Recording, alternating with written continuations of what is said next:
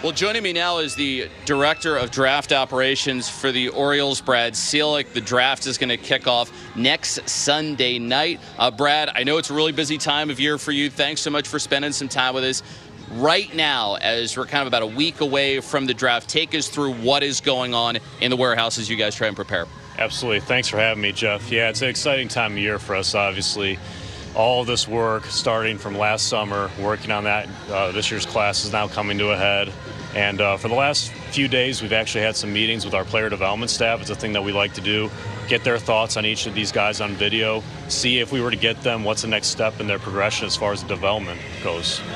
How important is the buy-in for everybody up and down the organization, not just scouting, but player development, to make sure that when you're picking somebody, especially in the first round, that you're getting someone that everybody likes? It's immensely important, and you know, it's always kind of difficult to satisfy every single person in terms of what they're looking for, but if we can get a cumulative agreement on a certain guy and all the boxes are checked on the makeup front, it makes us feel a lot better in terms of, you know, when they set foot in Sarasota and after they sign their contract, we know immediately what we're looking to accomplish right out of the gate, and we get to work.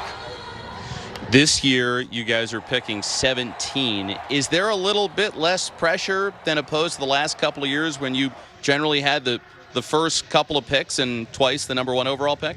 Yeah, I wouldn't say there's less pressure, and this may sound a little strange. I never really felt that there was an immense amount of pressure, even when we were picking at the top of the draft, 1, 2, 5. I think as long as, you know, you have a process, and we clearly have that, and we stick to that process, that, you know, at the end of the day, if you can wake up the next morning after making that pick, look yourself in the mirror and say, hey, did we do everything we possibly could? Did we get the right guy? We thought we got the right guy? Then that's all you can really do, and it's ultimately up to that player. You've been with the Orioles for a long time. How much better have you gotten at your job since you've worked with Mike Elias and Sig Mejdal, two guys that had a lot of draft experience going back to their time in Houston? Yeah, I would say that they've taught me an incredible amount in terms of streamlining information.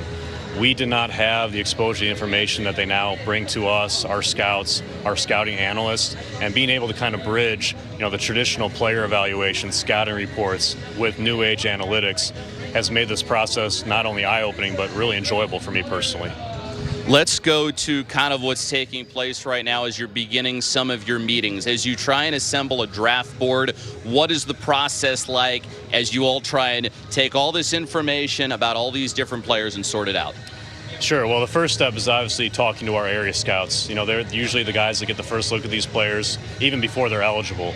Getting their feedback in terms of the work ethic, the makeup, the tools between the lines, and ultimately how they think they would fit in not only in the draft but within our organization, our culture. From there, you know, we obviously had the combine last week in Phoenix, so we went out there and met with a lot of those guys.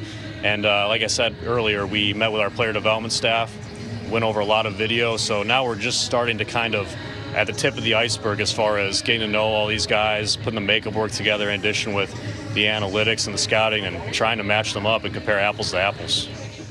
When draft day arrives, how intense does it get inside the draft room or the war room?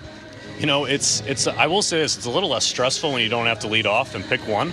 So I would say that's probably not going to be as stressful as it was last year. On the flip side, there's probably going to be a little bit more anxiety, waiting to see the first 16 dominoes, how they fall, and once the dust settles, who's going to be there for us at 17. Take us through this year's draft. How does it stack up? I mean, some years it's more college heavy, some years it's more high school heavy, some years it's maybe better position players than pitchers, but how does this particular draft look? I think it's very well rounded. There's a lot of depth to this class. I would say that in terms of the college hitters, that, you know, it's kind of our bread and butter, so to speak, in terms of the last few drafts, obviously aside from, you know, Jackson at the top. It's very good. There's a lot of guys that have the plate discipline metrics that we look for, the exit velo that we look for as far as the ability to impact the baseball. And I would also say that the high school, there's a lot of high school shortstops that have had tremendous years, that have grown in terms of strength and, you know, just all around fundamentally sound in comparison to what we saw the last summer. And I would also say that there's also a very good crop of starting pitching. A lot of the starting pitchers that are going to be available or that will go in the first round, a lot of fans got to see at Omaha. So, you know, whether it's Rhett Lauder, Hurston Waldrip, Paul Skeens, and Chase Dollander, just to name a few. So it's a very deep class. very excited to kind of see what our options are going to be at 17. But right now, we're basically putting our, we're hitting the ground running and doing everything we can to be ready. We all were watching the College World Series. LSU and Florida and Wake Forest had a great year too, but how much do you take into account the college postseason when it comes to making final decisions on players if their team happens to be involved? Well, I think it's obviously on a big stage. So whenever guys go out and perform extremely well, I think that just kind of adds an additional feather in their cap. I think the best way for me to describe this to a traditional sports fan is I kind of look at this like the March Madness NCAA tournament. You have a body of work. You don't want to get too ups with the ups and down with the downs in terms of if they have a bad outing or a bad stretch or bad game. So not to say that we don't pay attention to those moments in the bright lights, but we also take into account what they've done before and since we started scouting them since the very beginning.